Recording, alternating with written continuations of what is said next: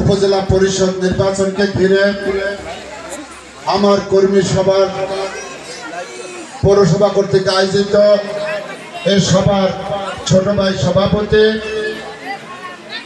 উজিরপুর পৌরসভার সম্মানিত সভাপতি বন্ধুবার বাবু তাপস রায়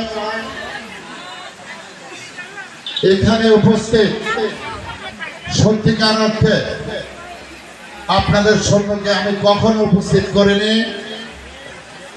যিনি এত সুন্দরভাবে বক্তব্য রেখেছে আমার ধারণা ছিল না যে সে এত বক্তব্য জানে।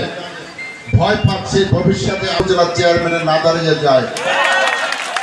আমার সহধর্মিনী প্রবাসক একটি ভালো মহিলা বলবো আমি, যার দুটি সন্তান, একটি ডাক্তারি পড়ে। আমার ছেলে আমার সাথে আসছে, সামনে আসেনি, জেলা স্কেলে এবার এসএসসি পরীক্ষা দিচ্ছে। যাদেরকে শিক্ষা দীক্ষায় সামাজিকভাবে এখন পর্যন্ত একটি সুন্দর সন্তান হিসাবে, সুখী পরিবার হিসাবে যে আমার পাশে সব সময় থেকে আমাকে অনুপ্রেরণা দিয়ে এই যে আপনাদের সাথে থাকে, কখনো বলে না যে তুমি এই কাজগুলো করে কেন, সেই আমার সহধর্মিনী মারিয়া বেগম।